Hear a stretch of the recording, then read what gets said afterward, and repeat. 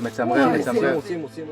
אנחנו מדברים על ממצא נדיר ביותר, כמותו לא נתגלה בארץ ישראל מעולם. 4 חרבות שהשתמרו בצורה מדהימה, גם מבחינת מצב המתכת, ידיות האחיזה, גם הנדנים.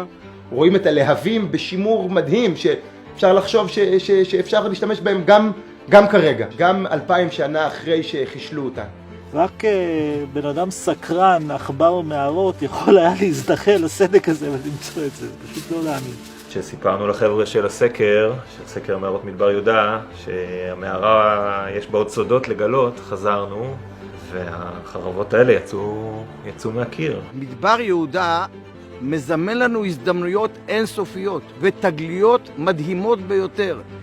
מה שנעשה במדבר יהודה זה סקר שנעשה בשיתוף פעולה עם משרד מורשת ועם המנהל האזרחי, קמ"ט ארכיאולוגיה. לא ציפינו בחלומות בלילה שנגיע למערה כזאת ונמצא מטמון כזה, פשוט מטורף.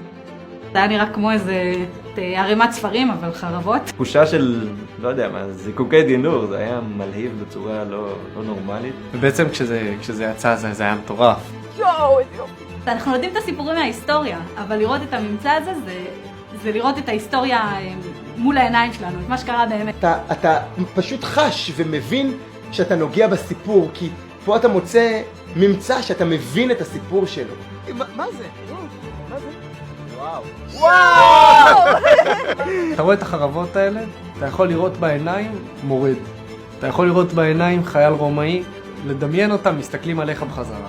כנראה מדובר בסליק של כלי נשק שנגנבו או נלקחו כשלל במהלך מרד בר כוכבא. ממצא באמת נדיר בקנה מידה בינלאומי, שבעצם ישפוך אור על הרגעים האחרונים של המלחמה של המורדים היהודים כנגד הצבא הרומי במהלך מרד בר כוכבא.